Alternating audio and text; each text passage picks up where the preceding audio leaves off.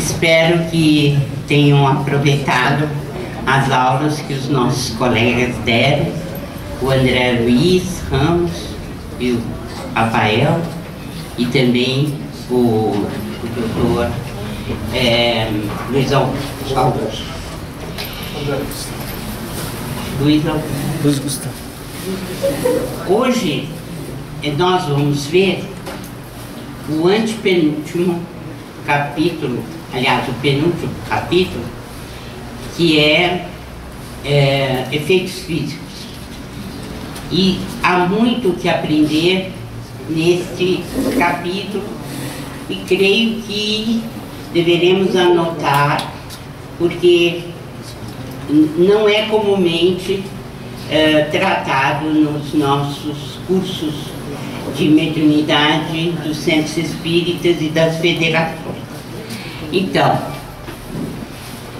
há um preparo do mundo espiritual e o local onde eles estão aprendendo é constituído de uma sala de estar ligada a uma estreita câmara de dormir, onde fica o médium. E o médium é um homem ainda jovem e eles se preparam para auxiliar duas senhoras doentes.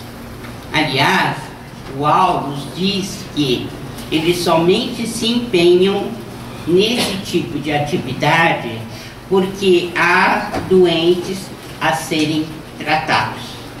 A mediunidade de efeito físico somente por curiosidade não representa para ele algo a que ele deva se dedicar. A atitude dos encarnados que fazem parte da reunião não é recomendável. Em geral, os encarnados não se dão conta da responsabilidade que é uma sessão de efeitos físicos. Somente, então, pelos doentes é que uma entidade responsável como o Aulus se interessa em ajudar. Aparelhos delicados são distribuídos pelo recinto para emissão de raios curativos. Esses aparelhos, eles existem no mundo espiritual, não são colocados aqui na matéria. A ionização também é feita. O oxigênio é trabalhado de maneira a se formar ozônio. E isto tudo é feito por entidades do mundo espiritual. E esse ozônio, ele é bactericida, quer dizer, ele auxilia para que não haja infecção. Por que isto é importante? Porque eles estão lidando com o ectoplasma. E esse ectoplasma não pode sofrer escoriações, inflamações, porque ele terá que voltar para o corpo do médium. Então, a ionização é feita, o que garante esse efeito bactericida, um efeito contra o germe.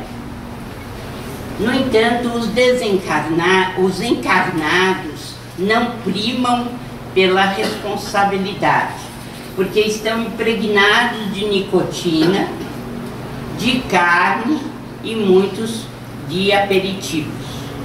E vão para uma reunião dessa como se fossem passear, sem nenhuma responsabilidade.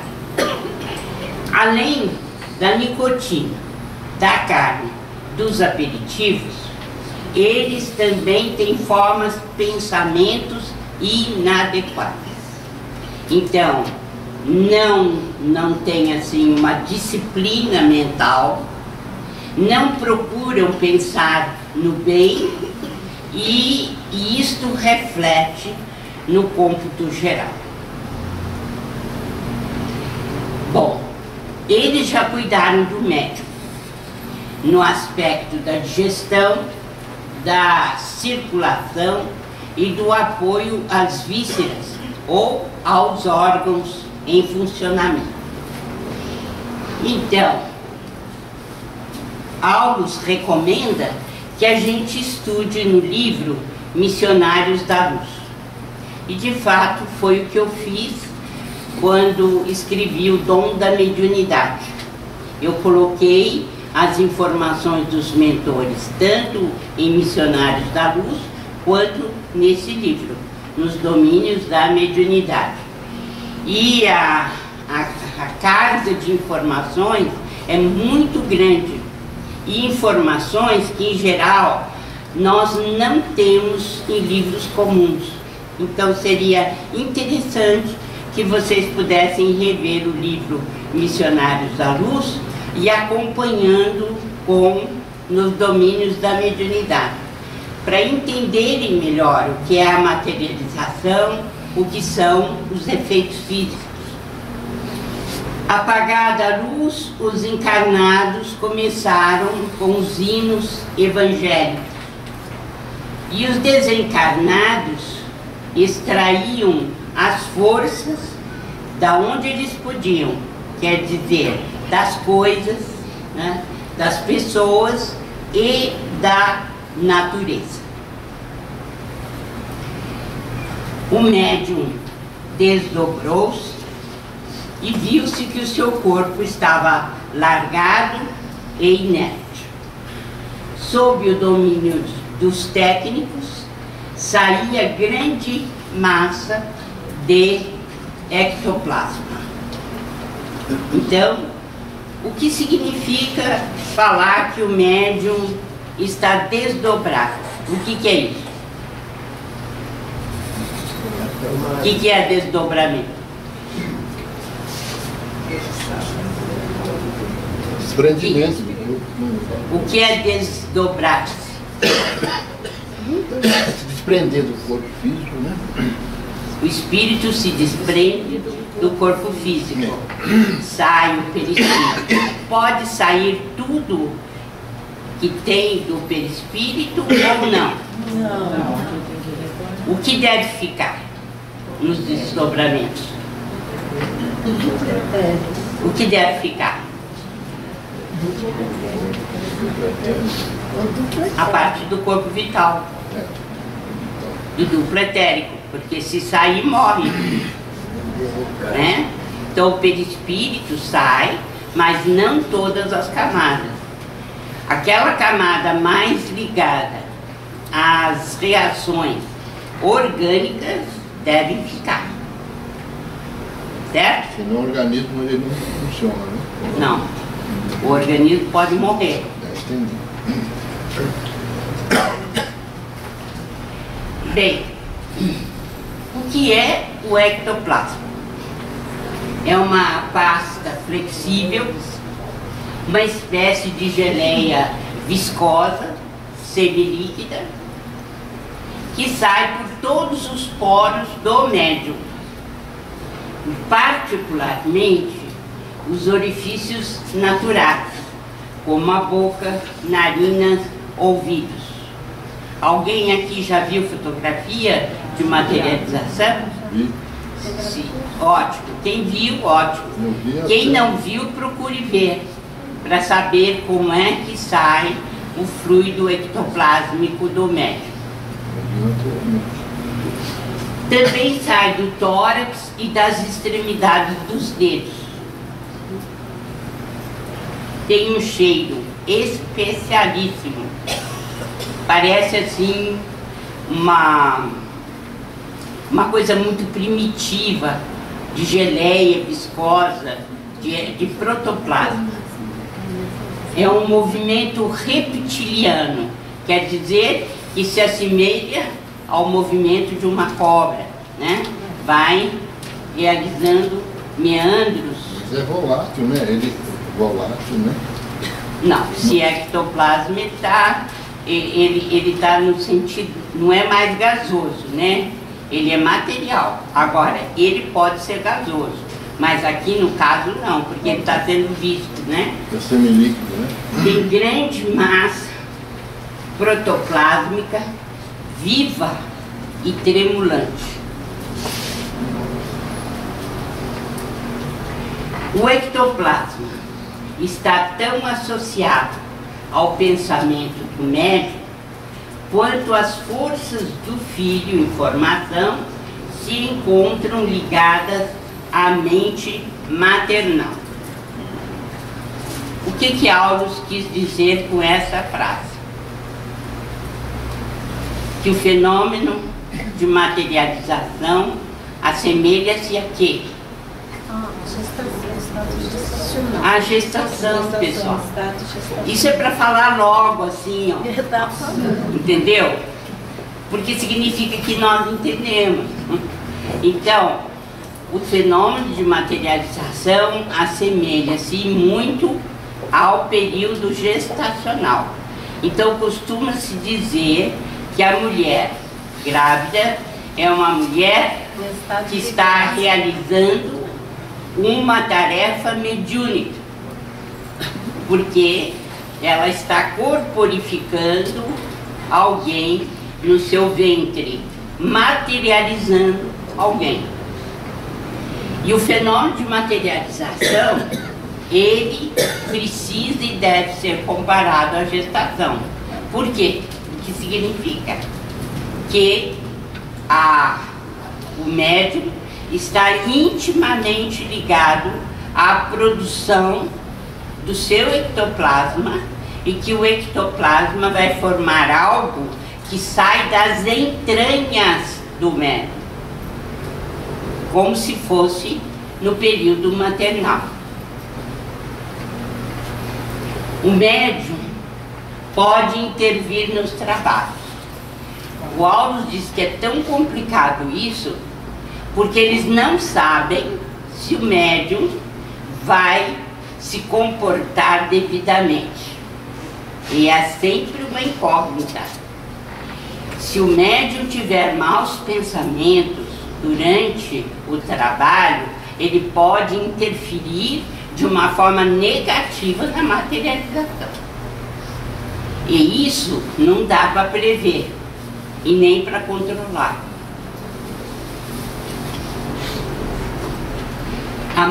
É preciso a mais ampla educação do médium e por isso ele tem que se conscientizar da responsabilidade que ele tem.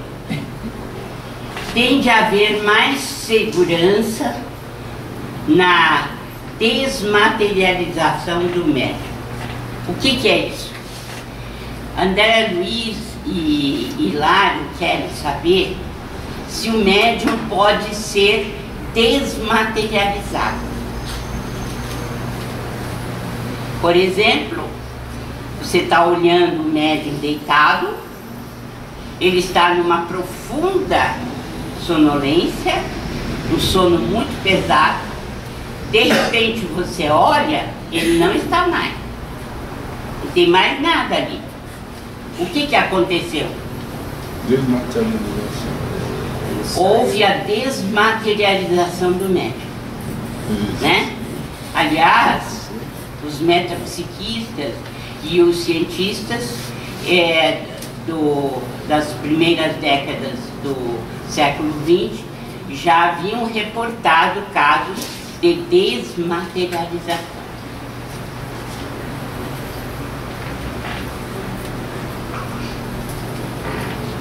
Mesmo com rigoroso controle, então, está sujeito ao médium, à sessão, e aos companheiros encarnados, que com seus pensamentos podem interferir. A mediunidade, seja ela qual for, mas da materialização, ela é um privilégio? Não. O médium é um ser privilegiado? Não.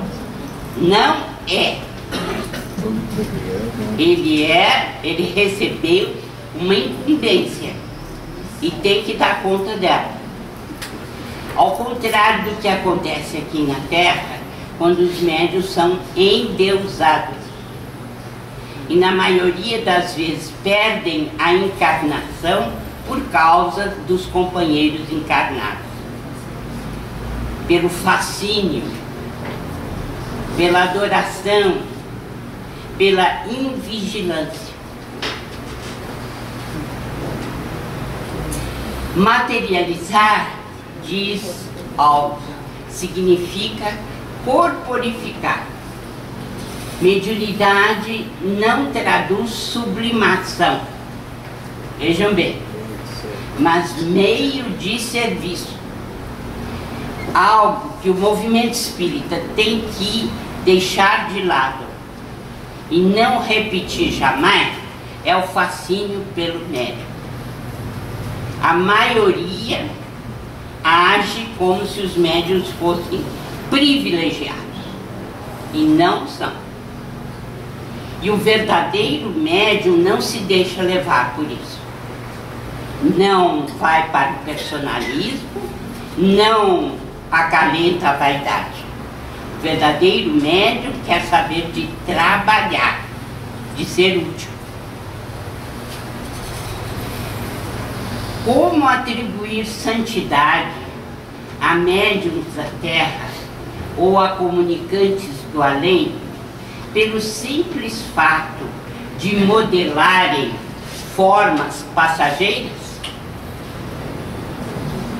Então, a mediunidade é algo muito interessante na nossa vida.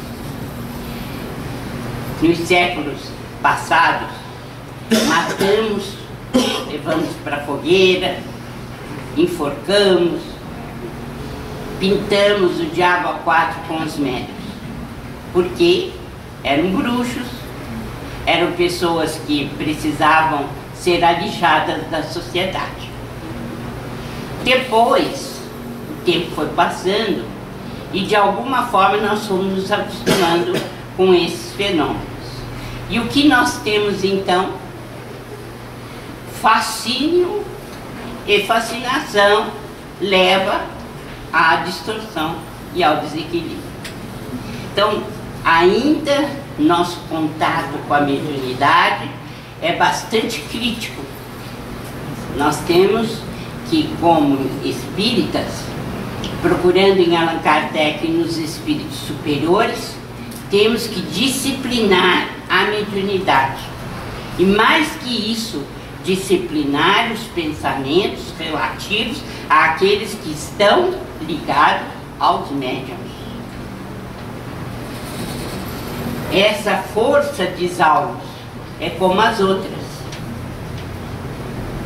Independe do caráter e das qualidades morais daqueles que a possuem. Então, nós podemos ter uma mediunidade estuante, forte, né, muito representativa, em uma pessoa que não tem moralidade. E por que que vem assim? Justamente para ela se moralizar e para, com o seu trabalho, auxiliar a sociedade. Infelizmente, nem sempre dá certo.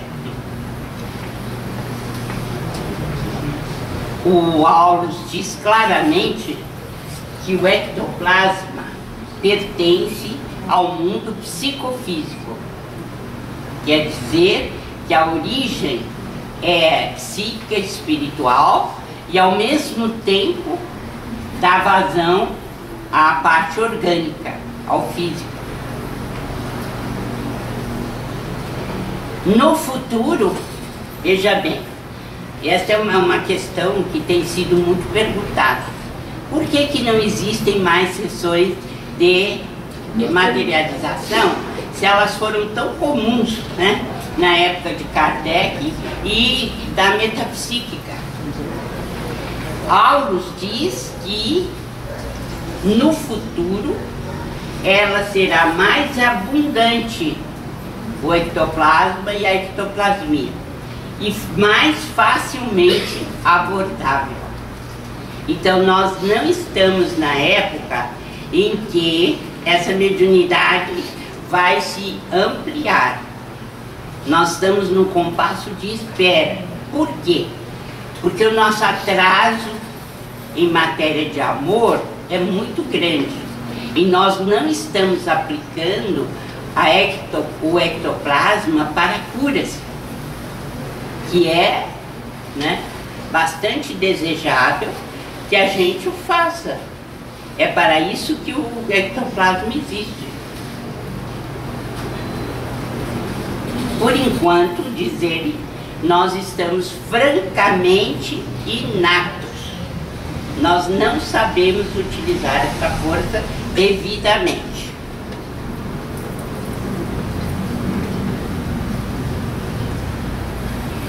E algo que ele colocou, que é muito importante.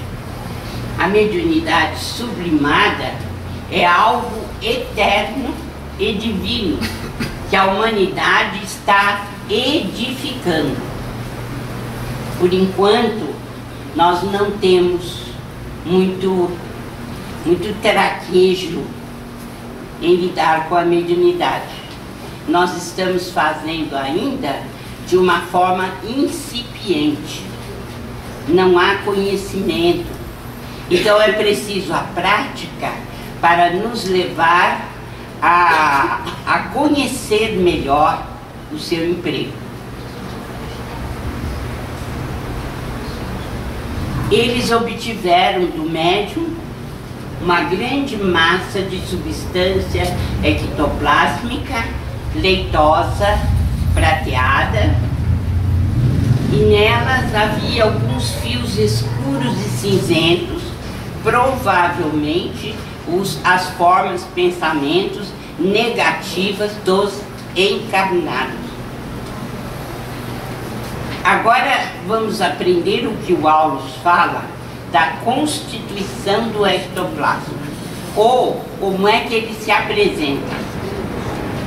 Fluidos A, forças sutis do mundo espiritual.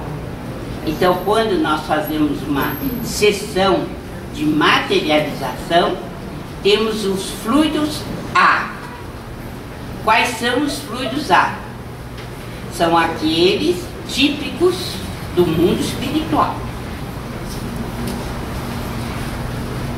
Fluidos B. São fluidos do médium e dos assistentes. E fluidos C, os retirados da natureza. Junto aos trabalhos de ectoplasmia ou de efeitos físicos, quem é que nós temos como trabalhadores incansáveis? Quem? Os espíritos. Quem? Os benfeitores. Quem que auxiliam muitíssimo o médium e a equipe? Os índios. Por quê? Por que os índios? Na natureza, né? Porque eles conhecem a natureza e sabem como tirar. E eles precisam trazer esses fluidos C. São retirados da natureza e que fazem parte das sessões de ectoplasmia. Até dos animais também, né? Plantas, né? Animais. Mas isso precisa de ter uma equipe bastante competente. Quando o fluido chega, eles têm que saber se eles vão aproveitar ou não. Os fluidos A são da onde? Mundo espiritual. Do mundo espiritual. Os fluidos B vêm de onde? Dos encarnados. E os fluidos C vêm da onde? Da natureza. Da natureza. De tudo ao redor. Certo? 14 pessoas encarnadas assistiam à reunião. Mas, infelizmente, ninguém compreendia realmente o esforço do mundo espiritual. O que é lastimável. O que Aulus constatou? Que com aquela qualidade de fluidos B, eles não atingiriam a materialização superior. O que seria a materialização superior? E aqui É preciso reter esse ensinamento. O que seria a materialização superior? Vamos ver. Existe a materialização superior e existe a materialização incompleta. Como é que se dá a materialização incompleta? E aqui é novidade, porque a gente não vê isso tratado nos centros espíritas, não. O que é a materialização incompleta? É o médium desdobrado que incorpora a enfermeira que vai cuidar dos doentes. Então, ele está deitado, num sono profundo, ele se desdobra, ele desdobrado está consciente, mas na matéria ele está inconsciente. Então ele está desdobrado. O que acontece? Ele incorpora a enfermeira que vai dar o auxílio ao doente. E essa enfermeira, doutora, ela aparece, todos os assistentes vê a enfermeira ou não? Enfermeira em cima do ectoplasma do médico. Nós vamos ver agora. Então, Auros auxiliou o perispírito do médium, que estava meio claudicante. O médium foi envolvido por um extenso roupão ectoplásmico e a enfermeira uniu-se a ele. Quem estiver olhando vai ver quem? A enfermeira. Mas pode ver a sombra do médium embaixo dela e dizer que é fraude. Pode sim. Por quê? Se você tirar uma foto, pode aparecer a enfermeira por cima e o médium por baixo. Se esse roupão ectoplásmico não cobre inteiramente o seu rosto. Entenderam como é? Senão tem que repetir. Como é que é a materialização incompleta? Ela se dá, mas ela é incompleta. Como é que é? O médium se desdobra. Isso. Em cima dele tem um roupão ectoplásmico e a enfermeira se une a ele. Quem estiver olhando vai ver sim a enfermeira no seu contorno, mas o miolo é do médium. Quem não entendeu, levanta a mão. Isso é fundamental. Então, por favor, doutora, mas isso não é só com a enfermeira? É só com a enfermeira? Por exemplo, o médico, ele vai para uma sala cirúrgica, também ele é também auxiliado. Isso acontece também? Não, o que você está falando? Você está falando de cesão ou de cirurgia humana? Não, olha, aí é a enfermeira que está cuidando. A enfermeira Nós estamos numa sessão, filha, de materialização. Ah, só uma sessão de... Entendi. Então, é a enfermeira que comanda os movimentos, certo? O médium, embora ausente do corpo carnal, achava-se controlado pela benfeitora, à maneira de um médium psicofônico, diferenciado apenas pela roupagem singular. E também porque estava sendo visto. E na mediunidade psicofônica, isso não é visto. Mas é como se fosse. Explodiam pensamentos perturbados e inquietantes. De quem? De quem? Da maravilha dos encarnados. Dos 14 que estavam lá. 14 tinham ido para ver o paizinho, a mãezinha, para eles dizerem se é bom fazer tal negócio ou não, se vão se casar com fulano, beltrano. É isso aí. Isso é encarnado.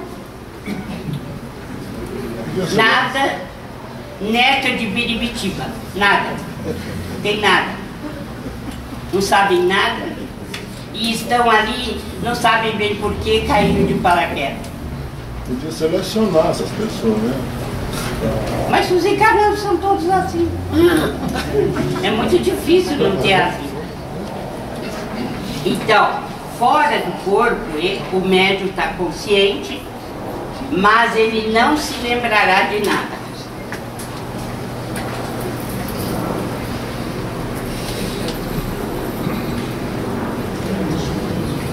Os encarnados não compartilham da responsabilidade daquela hora. São crianças inconscientes.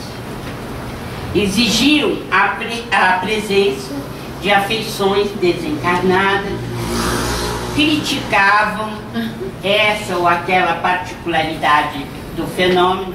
Ah, podia ser assim, porque podia não sei o quê. Você sabe como é encarnado, né? Você tem ideia? A imaginação corria solta, né? Quando não traziam problemas aviltantes, degenerados, daí tem uma ideia de como é que a sessão se operava. Houve socorro aos doentes, graças a Deus. Por quê? Porque a equipe espiritual era muito boa, né? E conseguia, a cada armadilha que os encarnados tramavam, eles conseguiam suplantar. Várias vezes a enfermeira ia e vinha do quarto para a sala para ganhar mais força ectoplásmica, porque os pensamentos eram inadequados. Então ela precisava sair daquele ambiente sufocante para pegar mais força e continuar as tarefas. Pode ser uma coisa dessa? Estava quase desistindo, então. É revoltante, né? Mas, no entanto, o mundo espiritual, coitados, são criancinhas, ainda estão inconscientes. Sinceramente, o nosso diagnóstico não é esse, né? Bem, os espíritos aproveitaram o final do trabalho, quando os doentes foram tratados, para fazer fenômeno de transporte. O que é isso? Transporte. Como o nome diz? Transportar objetos. Isso, transportar objetos. No caso, foram flores. O transporte foi realizado com reduzida cooperação do médium. Porque para colher a flor e trazer, a quantidade de ectoplasma é pequena. Então foi possível fazer. A energia ectoplásmica atravessa a matéria densa. Não encontrou qualquer obstáculo para transpor a parede. Que aí a gente pergunta, como é que puderam transportar de um jardim para a reunião ali? Então, já sabemos que atravessa a parede, né? E se fosse o médium a transpor a parede, seria possível? Ele diz perfeitamente, desde que seja mantido sob controle da equipe espiritual. Doutor, dá licença, quando nesse problema de transporte também, quando tem, por exemplo, objetos que são transportados de um lado para outro, né? Também é considerado quer dizer, uma desmaterialização da matéria para poder fazer esse transporte, não é isso? Dependendo do lugar que vão passar, sim. Da matéria densa precisa.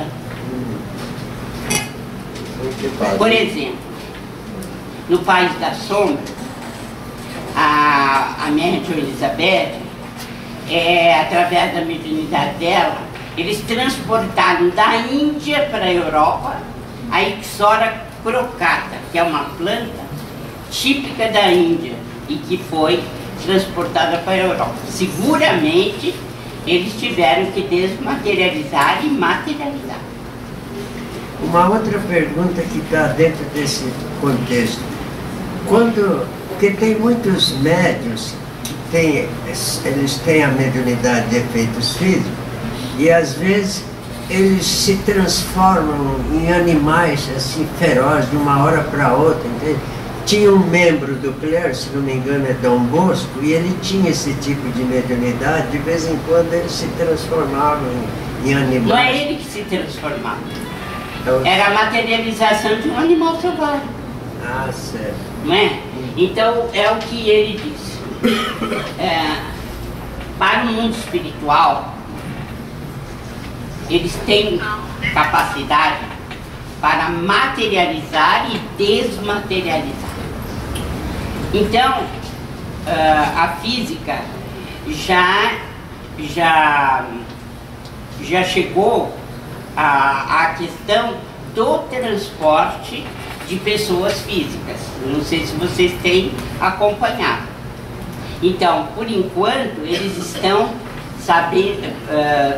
se dedicando ao mecanismo, ao funcionamento. É como aquela série Star Wars, eu não acompanhei, mas é como aquela série, você está num determinado lugar e se transporta para outro. A física já está fazendo isso.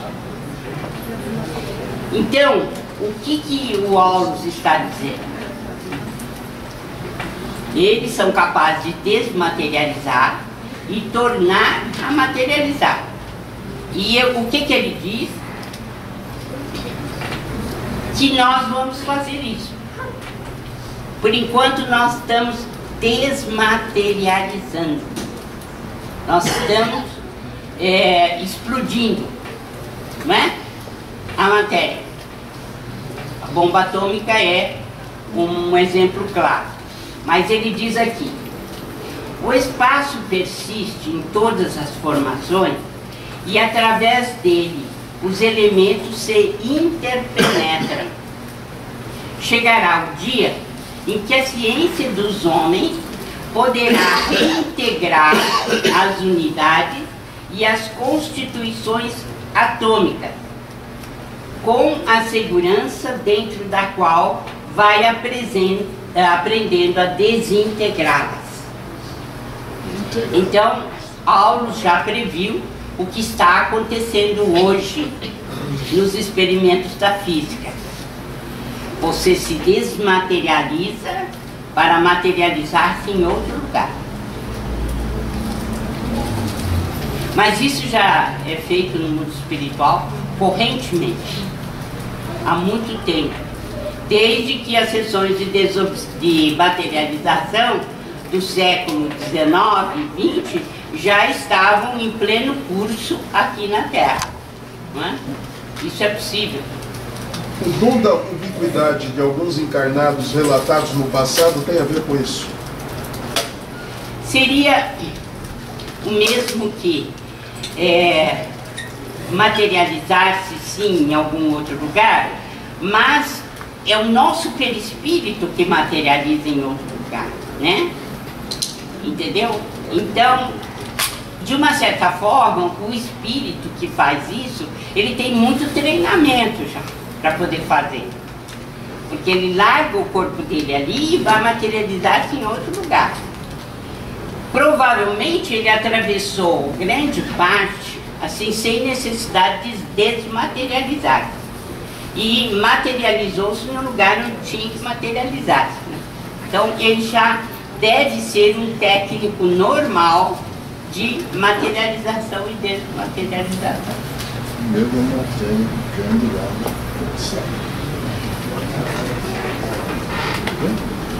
Depois, os moldes de parafina.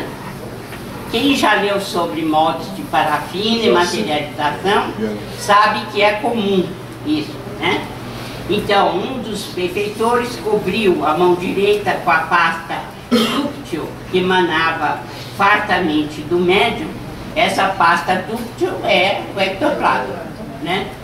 E materializou-a com perfeição, mergulhando-a logo após em parafina superaquecida, deixando o molde como lembrança. Então, nas sessões de materialização, costumava-se deixar a parafina líquida em alta temperatura, né? Os espíritos envolviam a própria mão no ectoplasma, ele ficava todinho envolvido por isso, e eles mergulhavam na parafina, que não tem nenhum efeito sobre o perispírito, né? E conseguiam moldar a própria mão e deixavam como lembrança para quem estava lá. Assim eles trouxeram flores em transporte, né? Conchas marinhas, perfumes. E finalmente o ectoplasma foi purificado pelos benfeitores e voltou de novo para o corpo do médium. Sem isso ele teria morrido, né? Precisa fazer isso.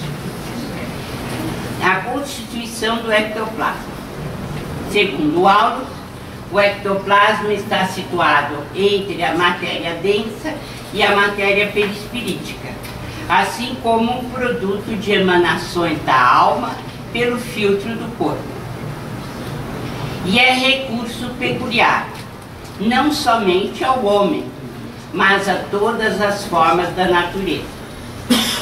Em certas organizações fisiológicas especiais da raça humana, comparece em maiores proporções e em relativa madureza para a manifestação necessária aos efeitos físicos analisados.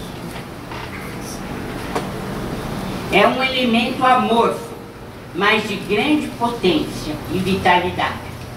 Pode ser comparado à genuína massa protoplásmica, sendo extremamente sensível, animado de princípios criativos que funcionam como condutores de eletricidade e magnetismo, mas se subordinam invariavelmente ao pensamento e à vontade do médium, que os exterioriza, ou dos espíritos desencarnados ou não, que sintonizam com a mente mediúnica, senhoreando-lhe o modo de ser.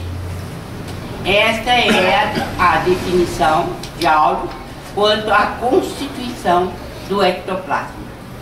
Quem quiser se aprofundar, leia com calma, né, e veja o que ele diz sobre essa constituição.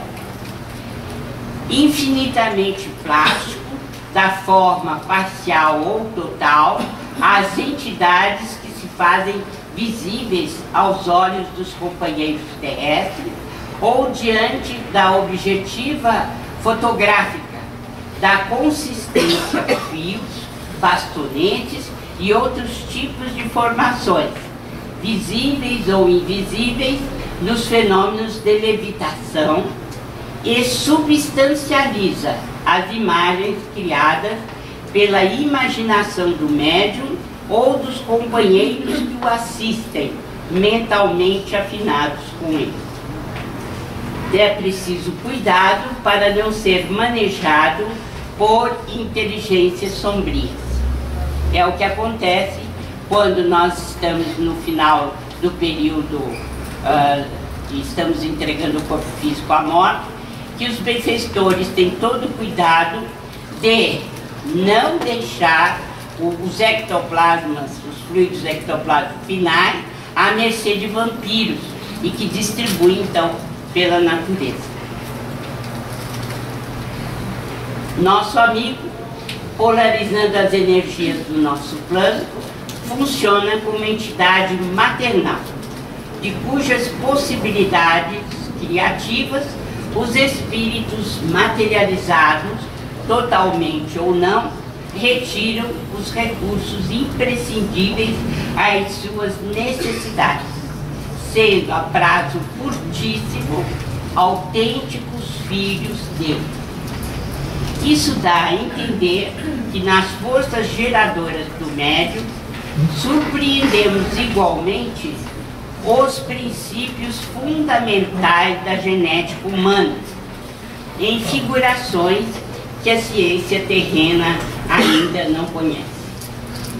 Os princípios são os mesmos. Temos que aguardar o futuro para ver como isso se dá. Então, a genética espiritual, nesse caso, existe e está na base também deste fenômeno.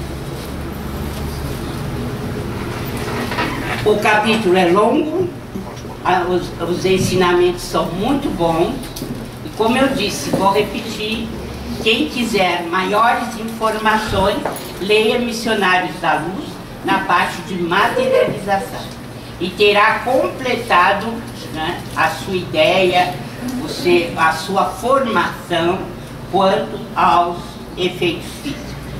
No meu livro, O Dom da Mediunidade, eu tive a oportunidade de juntar os dois capítulos, de modo que está tudo ali mastigado, né? Tudo referente ao efeito físico e à materialização. Alguém tem alguma pergunta a fazer desta matéria? Doutora, dá licença, eu queria que a senhora explicasse aquele fenômeno de Cat King com William Crook, né? Que na época de Kardec, né? E ela se materializou durante 6 meses para ele poder fazer, para estudar os fenômenos. A senhora conhece isso aí, né? Sebastião, ela materializou-se 3 anos. E a média era a Florence Cook. Era a Florence Cook quem doava o ectoplasma. Sem isso, não era possível materialização. E Crookes via a Florence Cook aqui, doando a materialização, a Kate King aqui em pé materializado. De modo que ele foi um dos grandes testemunhos da história da espiritualidade para todos nós. Quem quiser saber mais, está em Fatos Espíritas de William Crookes. Doutora, nós podemos transpor mais ou menos essa lição de hoje por aquelas materializações que eram feitas por Chico Xavier e Peixotinho, que Rafael Ranieri nos relata, inclusive em livro? Sem dúvida, aí está a explicação de tudo que eles fizeram, né? Eram materializações luminosas e eram materializações completas. Completas. Na materialização completa, você não precisa de utilizar o perispírito do médium. Toda a parte é fornecida pelo ectoplasma do médium e o comunicante utiliza de toda essa massa, sem necessidade do perispírito do médium. Vou fazer mais uma complementação. Se nós quisermos fazer uma doação ectoplásmica a um enfermo que está em outra cidade, por exemplo, é possível? Nós fazemos que a gente se ponha a rezar, a orar com um grupo de confiança e que possa estar mentalizando o doente à distância, perfeitamente possível, sem problema. Perfeito, obrigado.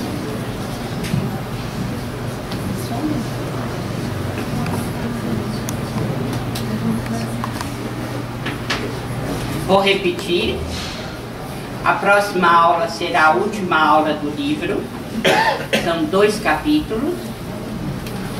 A outra aula, do dia 13, vai ser exclusivamente para tirarmos as dúvidas. Revejam nas suas anotações o que não ficou claro. Podem fazer por escrito ou por via oral. Alguma dúvida? Então vamos trabalhar.